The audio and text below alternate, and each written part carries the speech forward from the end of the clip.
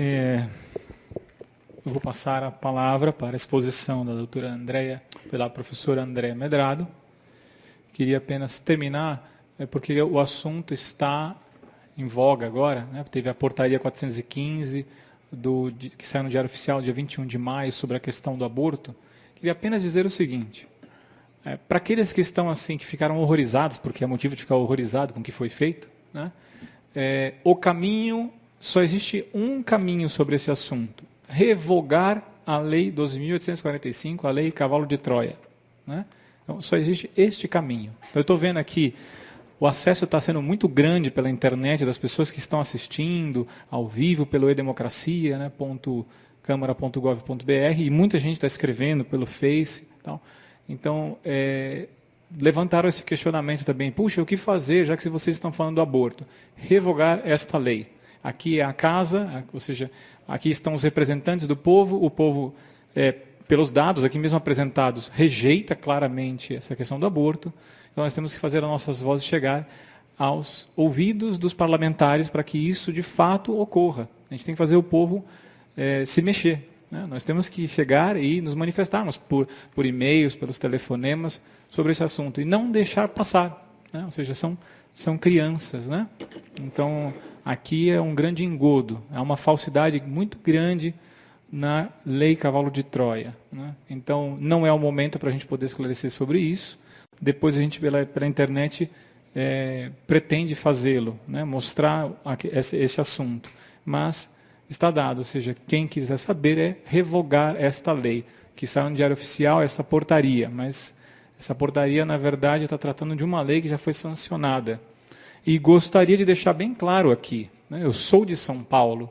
No dia 8 de março do ano passado, quem encaminhou para o Congresso Nacional este projeto foi o anterior ministro da Saúde, Alexandre Padilha, né? Candidato de São Paulo. Foi ele quem encaminhou esse projeto, né? Então, o envolvimento dele, claramente, com o aborto, né? Na sua gestão, os contratos de aborto estão claríssimos, né? Então, que o povo de São Paulo, ao ver esse seminário, também se lembre, né, daqueles que trabalharam por essa questão, né? Então, agora... tem aqui já, né? Então, agora, a exposição da professora Andréia Medrado, ao pedir que ela viesse para compor a mesa, eu falei do seu currículo, apenas para citar, então, o tema dela, aspectos históricos da problemática do aborto. Então, tem 1 hora de exposição, são 16 horas. À vontade, André. Boa tarde.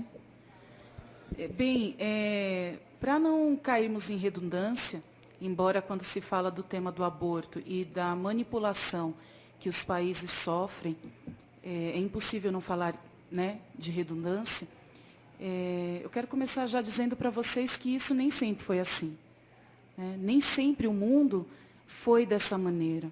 Então, o que nós sabemos, né, dos estudos feitos é que até 1960 o mundo ele era pró-vida.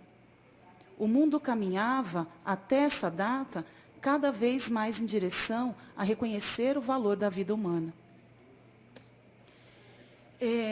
Eu separei alguns trechos, na verdade, de algumas declarações, principalmente da Associação Médica Mundial, dizendo aquilo que eles deveriam fazer na sua formatura, né, o juramento de formatura dos médicos, que foi aceito, né, que foi pela Associação Médica Mundial, falando do que eles entendiam sobre a vida, né? Então, o juramento ele diz assim: juro solenemente consagrar minha vida ao serviço da humanidade, no qual guardarei o máximo respeito pela vida humana, a partir do momento da concepção, ainda que eu esteja sob ameaça. E esses eram os nossos médicos, né, até 1960. Em 1959, a ONU promulga a Declaração dos Direitos da Criança. E nessa declaração, e aí pasmem, isso vem da ONU, a criança, em razão de sua imaturidade física e mental, necessita cuidados e garantias especiais, incluindo a devida proteção legal, tanto antes quanto depois do nascimento. Isto é reconhecer o valor da vida, né, desde sua concepção, que isso é a vida. Ok. Então, este era o mundo até 1960. Em 1960, houve uma mudança radical. E essa mudança se dá, e aí situando no tempo, em 1952, quando John Rockefeller III funda o Conselho Populacional com mais 26 especialistas em demografia. Preocupado, então, com o controle da natalidade, ele funda esse conselho, fala com o seu pai. E aí, para falar um pouquinho, seu pai e aí toda a família Rockefeller faziam parte, então, da Fundação Rockefeller. A Fundação Rockefeller, até onde nós sabemos, tinha real interesse em filantropia no seu início, né? E ela vinha trabalhando assim, e John Rockefeller, então, em 1952, funda o Conselho Populacional. E por que ele fundou esse conselho? Porque ele acreditava piamente que a causa dos problemas, problemas econômicos, políticos, era o crescimento populacional desenfreado. Então, ele traça um plano, de diminuir e de chegar a zero, a taxa de natalidade. Ele divide aí esse procedimento em 3 etapas. A primeira etapa, então, era investir nos cursos de demografia, para que a demografia deixasse de ser uma ciência matemática e passasse a ser uma ciência política, que pudesse tomar decisões, e investir na fabricação, no desenvolvimento dos DIUs. A segunda etapa constitui, então, na implantação do planejamento familiar, centros de planejamento familiar nos países subdesenvolvidos. Conta-se, então, que o Rockefeller ele não trouxe essa segunda etapa para a América Latina, por receio da Igreja Católica, e não fez isso nos Estados Unidos por questões estratégicas, porque ele ainda tinha em mente aí uma terceira etapa. A terceira etapa, então, era fazer o quê? Usar o funcionamento, então, dizer que funcionou o seu centro de planejamento familiar no mundo inteiro e fazer um lobby junto ao governo norte-americano para convencer o governo de que o crescimento populacional nos países subdesenvolvidos era um risco para a economia interna norte-americana e para a economia mundial. O presidente Nixon acreditou nisso que o Rockefeller disse. Então, a partir daí, os Estados Unidos começaram a investir pela USAID, através da USAID, corroborar com o que John Rockefeller já fazia. Então, distribuir os centros de planejamento familiar no mundo inteiro. Isso a partir, então, do lobby que John Rockefeller passou a fazer nos Estados Unidos, no próprio governo.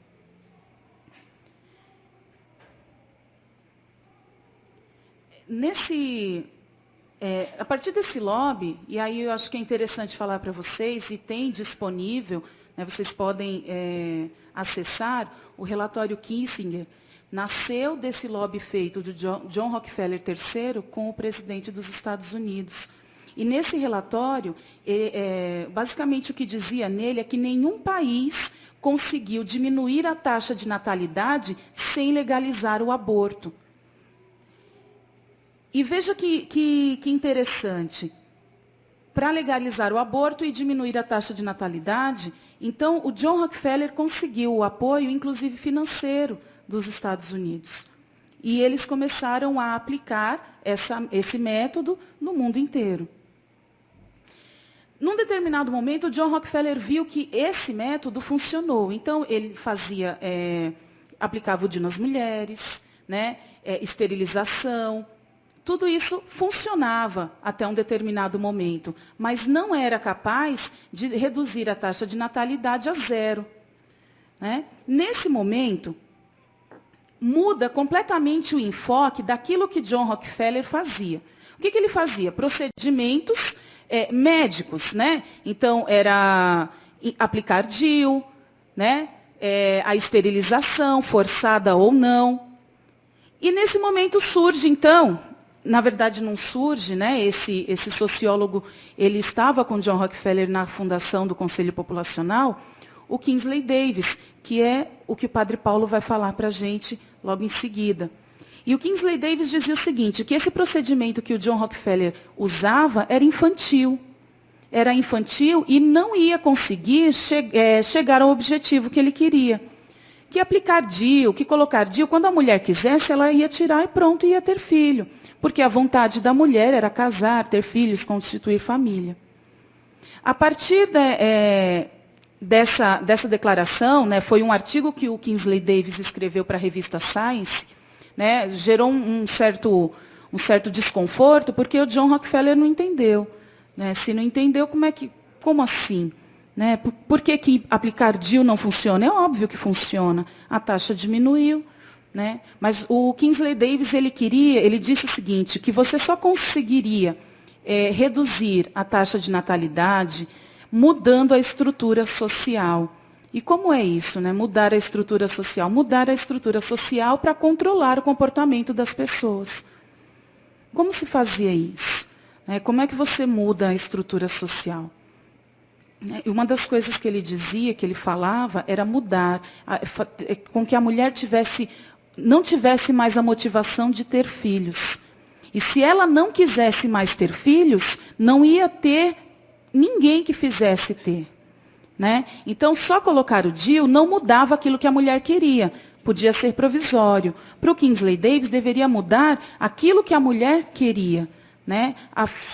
O que ela desejaria enquanto mulher. Mas tão importante quanto o Kingsley Davis foi a aluna dele, a Adrienne Germain. A Adrienne Germain, ela, segundo o próprio Davis, ela foi a melhor aluna que ele teve. E ela entendeu direitinho aquilo que ele tinha dito. Né? E então, ela conseguiu um encontro com John Rockefeller e em 4 horas ela conseguiu convencer o John Rockefeller daquilo que ele não havia entendido, que o próprio Kingsley Davis tinha falado. Então, nesse encontro, o que ela propôs para o Kingsley Davis? Olha só, não adianta o senhor continuar investindo só em DIU, tem de investir em outras coisas. Né? Tem de investir principalmente na emancipação da mulher. Tem de mudar essa palavra de controle populacional para uma coisa que entre direitinho naquilo que nós queremos, que vá ganhar espaço, que são os direitos da mulher. Então, a gente muda a linguagem, tira, né, o controle populacional e coloca no lugar os direitos da mulher. A Adrienne Germain também disse que o seguinte, se ele quisesse obter algum sucesso, ele também ia ter de investir na educação sexual precoce. Né? Você diz para a criança, né? Você começa a ensinar sobre educação sexual para uma criança, tirando, né, o conceito de família, e essa criança já estará pronta em pouco tempo para assimilar essa mudança estrutural que eles queriam desenvolver.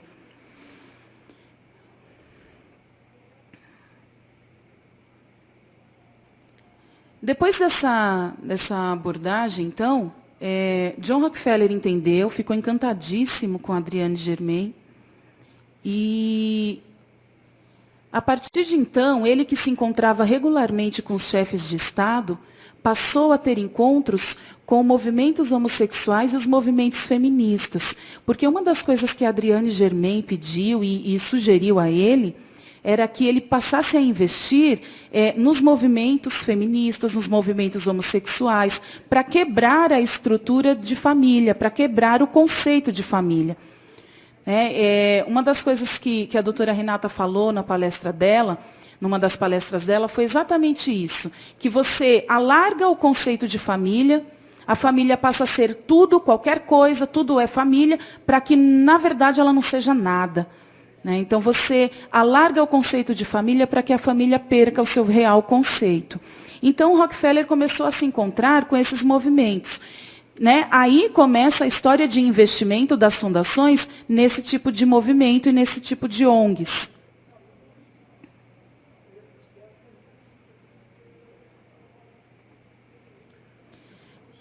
Quatro anos depois, o Rockefeller morre, mas a Fundação Ford já havia, então, começado aquilo que ele tinha aprendido da Adrienne Germain.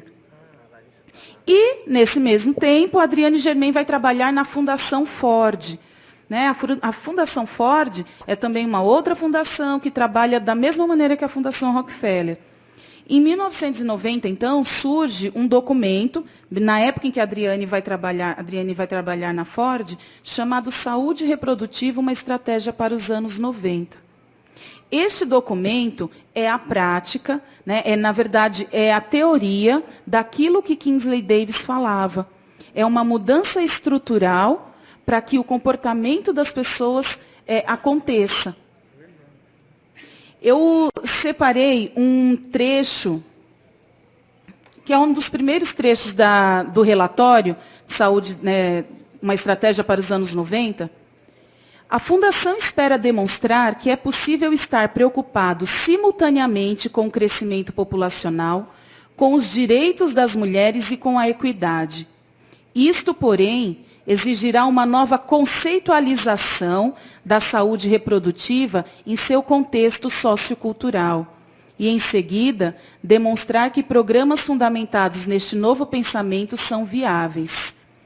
Embora a Fundação esteja convencida que o modo melhor e mais efetivo de abordar as questões populacionais seja através do foco sobre as mulheres, ela também está consciente de que as mulheres não podem ser vistas como um meio de alcançar um fim, mas como indivíduos cujos direitos e decisões reprodutivas devem ser respeitados em seu próprio direito. Isso é uma mentira, né? É muito fácil reconhecer que isso é uma mentira. A Fundação usa o direito da mulher para se colocar, para colocar aquilo que Kingsley Davis queria aplicar, né? Então, o que aconteceu? Esse relatório foi feito, Adriane Germain trabalhando, então, na Fundação Ford, e agora, o relatório pronto, precisava o seguinte, esse relatório precisava ser espalhado. Só a Fundação Ford fazendo isso não ia adiantar em nada, né? Não ia atingir o objetivo. O que foi feito, então? Esse relatório precisava ir para as outras fundações, ele precisava ir para a ONU e ele precisava ir para todos os outros países, para que ele fosse colocado em prática. Para que as outras fundações tivessem acesso a esse material, ele ficou disponível no site da Fundação Ford durante mais ou menos 15 anos. Durante 15 anos, as fundações beberam desta fonte e aprenderam isso que sugeriu lá no início o Kingsley Davis. Ele ficou disponível durante esse tempo, e aí, 18 anos depois, né, que ele disponível, alguns pró-vida descobriram esse documento. Quando os pró-vida descobriram e começaram a divulgar, a Fundação retirou o documento do site. Então, no site da Fundação Ford não tem mais. Mas se vocês procurarem nos sites pró-vida, vocês vão encontrar, porque muitos pró-vida pegaram o texto e começaram a divulgar. E esse foi o modo que as fundações aprenderam, conheceram, estudaram esse documento.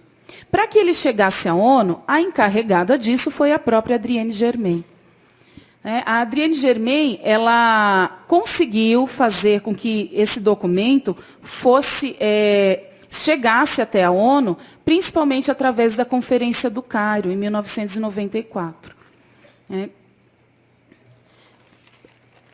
Ela conseguiu se reunir antes da Conferência do Cairo, aqui no Rio de Janeiro, com mais de 200 feministas do mundo inteiro. E nesse encontro, elas ficaram tramando como é que elas iam conseguir assaltar a ONU, entrar na ONU e colocar esse relatório da Fundação Ford em vigor, né? Tanto que ela conseguiu, né? Tem ele foi diretor do IPPF, o Fred Say, e ele diz, num artigo que ele escreve, que a Conferência do Cairo foi a conferência de que se tem notícia que mudou o padrão das conferências da ONU. Né? Foi nessa fundação que tinha mais ONGs feministas e de outras denominações do que as próprias delegações dos países. Então, de verdade, a Adriane Germain conseguiu fazer com que as ONGs fossem credenciadas, né, na ONU, e aí a pressão que essas ONGs exerciam dentro da ONU era uma pressão institucionalizada. Elas estavam credenciadas, né? Não era uma pressão externa. A partir, então, desse assalto que a ONU sofreu, né, foi nessa conferência, então, que eles conseguiram. Né? A Conferência do Cairo aceitou, com muito embate de alguns países, de poucos países pró-vida, na verdade, mas a Conferência do Cairo aceitou como direito, né, como direito humano, os direitos reprodutivos. Depois da Conferência do Cairo, então, teve a Conferência de Pequim, que né, trouxe a ideologia de gênero, e aí que vocês também já ouviram, né, sobre isso com o padre José Eduardo. Eu quero falar agora, né, diante da gravidade, de uma outra fundação, que é a Fundação MacArthur. Né? A Fundação MacArthur, ela nasceu em Chicago, em 1989, né? Foi formada por John MacArthur.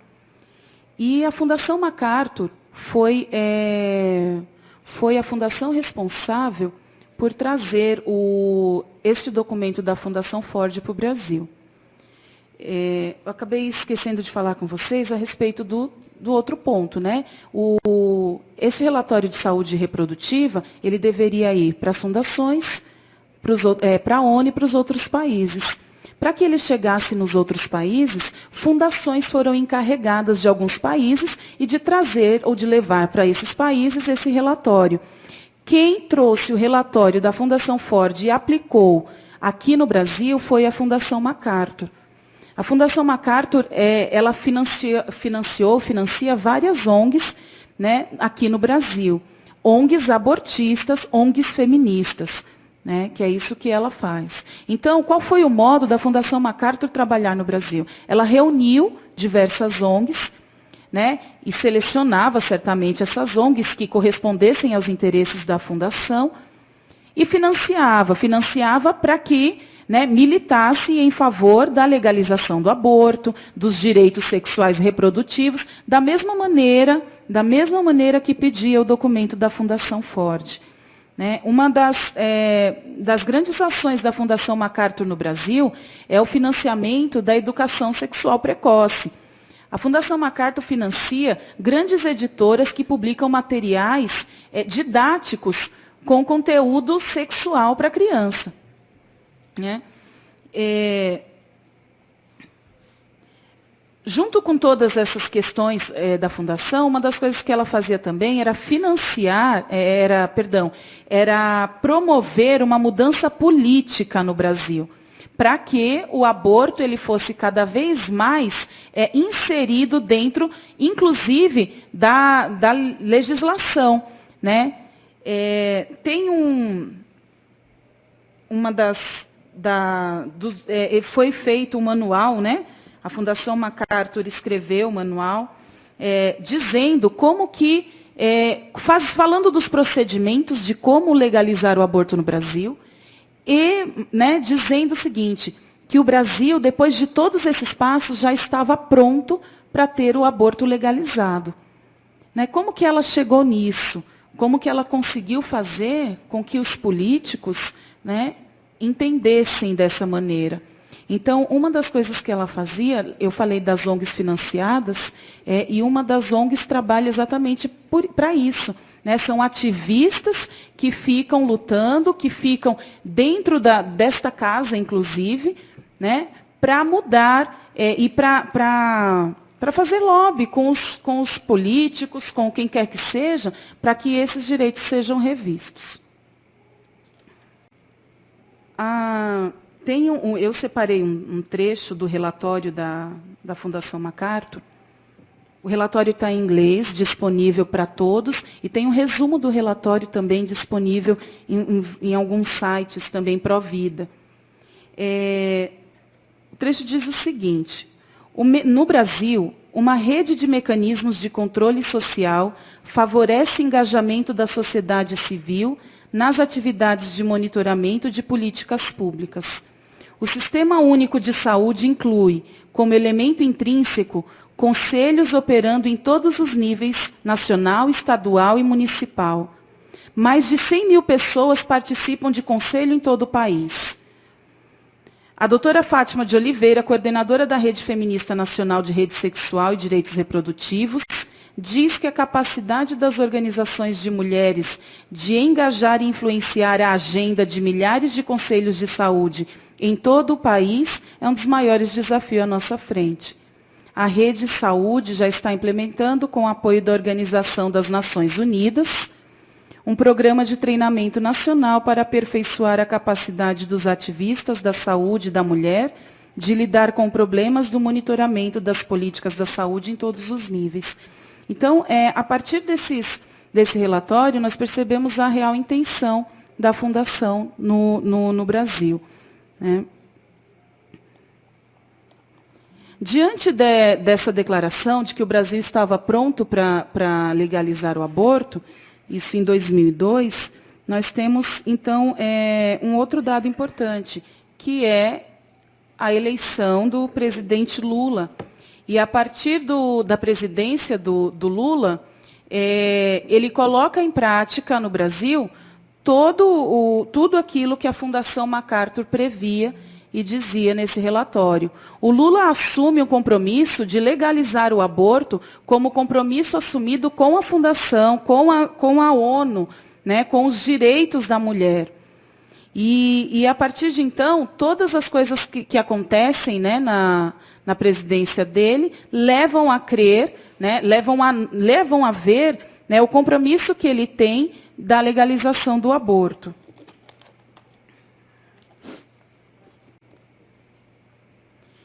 Uma coisa, né, importante que, fazendo, né, estudando sobre isso e vendo como tem acontecido, é a falta de informação que nós temos sobre isso, né? Como que o Lula fez tudo isso?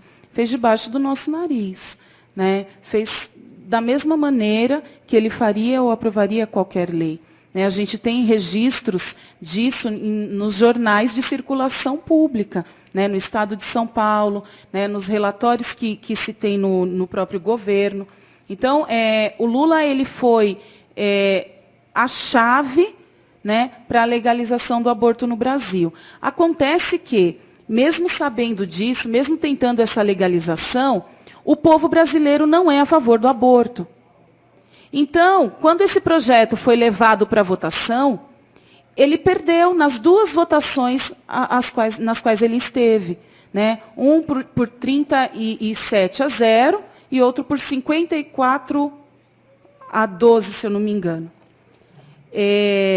Então, o povo que era contra o aborto viu essas leis sendo aprovadas, ou pelo menos tentando aprovação, e não faziam nada, né?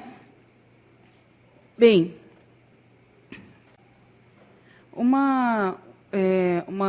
dado interessante também é a questão de que, né, de como as pessoas têm hoje acordado, né, para essa realidade, para a realidade de que existe a promoção do aborto nesse país, né? Então, nesse momento, eu quero falar para vocês a respeito da Lei Cavalo de Troia, né, que a maioria de vocês já deve ter ouvido falar, que é a Lei 12.845, que é a lei que, na prática, legaliza o aborto no Brasil. E aí nós vimos, na semana passada, a portaria 415 do Diário Oficial da União, que o que ela faz? Né? Ela paga lá R$ 443,40 por menino abortado. Né? Então, dentro do SUS, o seu dinheiro, o meu dinheiro, está sendo usado para o aborto. E essa lei se fundamenta juridicamente, nessa portaria, se fundamenta juridicamente nessa Lei Cavalo de Troia, na Lei 12.845, que o professor Felipe falou agora há pouco. A Lei Cavalo de Troia, ela teve aí uma certa divergência, né, porque ela não foi entendida, exatamente porque nessa lei existe aí uma mudança da linguagem para confundir as pessoas. Então, ela pode não dizer claramente que aquilo é um aborto, mas está lá. Né? Ela muda a linguagem, ela muda a forma de dizer para te confundir. Mas, na verdade, ela fala do aborto. A profilaxia da gravidez é aborto. Não é nada menos que o aborto. Né? E ela usa desse mecanismo, né, semântico para fazer com que a gente não entenda o que está lá. Mas que, na verdade, é evidente, né, que eles querem essa mudança na linguagem. E, na verdade, ela legaliza o aborto, sim.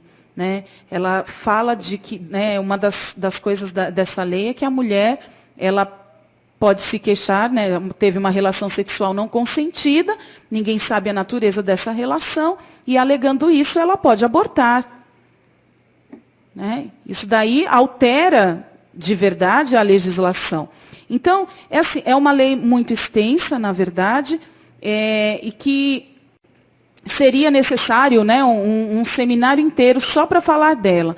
Poucas pessoas entenderam a lei, exceto um grupo que tem estudado, e, né, deveria então ter um seminário inteirinho só para falar da Lei Cavalo de Troia.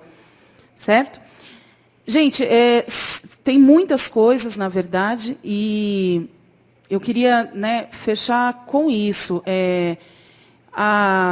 Nos documentos que a gente tem lido, a gente percebe o seguinte: a cultura da morte, ela é financiada por fundações riquíssimas, mas que teriam seu dinheiro chegando ao fim se tivessem outras atividades. Né? Não é tão forte só por causa do dinheiro. Ela se tornou forte dessa maneira porque ela nunca encontrou oposição. Ela foi chegando nos países, ela foi chegando nos lugares e ela não encontrou oposição. Né? Para que a gente vença a cultura da morte, é preciso que a gente se oponha a ela. Né? E se opor à cultura da morte é muito simples, é só dizer a verdade. E a verdade é que nada disso que a gente vê é real. Nada disso que a gente vê são mulheres buscando seus direitos. Tudo isso que a gente vê são pessoas manipuladas por interesses internacionais que querem a legalização do aborto a qualquer custo, que querem a destruição da família a qualquer custo. A gente só vai conseguir derrubar a cultura de morte quando a gente conseguir se opor a ela. Né? Então, se vocês têm esse desejo, estudem também, né? Briguem por isso. E aí eu tenho certeza, né, que pessoas que querem, pessoas que pretendem derrubar isso, vão conseguir. Né? Se a gente ficar numa inércia constante, certamente isso vai nos engolir. E um exemplo disso tudo é o que aconteceu com a ideologia de gênero. Né? De repente, acordou uma turma inteira que se posicionou contra isso, e o Brasil é o único país que conseguiu derrubar, então, essa ideologia nefasta, pelo menos por enquanto. E só conseguiu porque a gente não se calou e porque a gente se opôs, né, de maneira firme contra isso. Eu agradeço a vocês. E o Padre Paulo Ricardo agora.